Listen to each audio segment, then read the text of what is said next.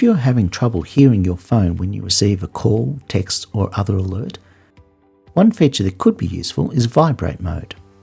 This will cause the device to vibrate when you receive a call or message. You can activate this by going into the Settings menu and clicking on Sounds and Haptics.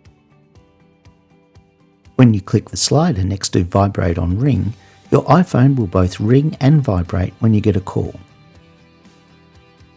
When you click on the slider next to Vibrate on Silence, your iPhone will go into Vibrate mode when you flip the physical switch on the side of the iPhone to silence audio. You can also set up custom vibrations. Under the heading Sound and Vibrations Pattern, you will find a list of alerts for which you can set custom vibrations such as ringtone, text, mail, voicemails, and more.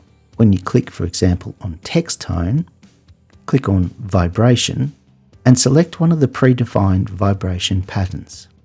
And now when you receive a call, text, or alert, the device will let you know by vibrating. So that's how you activate Vibrate mode on your device. If you found this video helpful, please don't forget to subscribe to our channel and click on the notification bell so you will be notified when we upload a new video. Thanks for watching.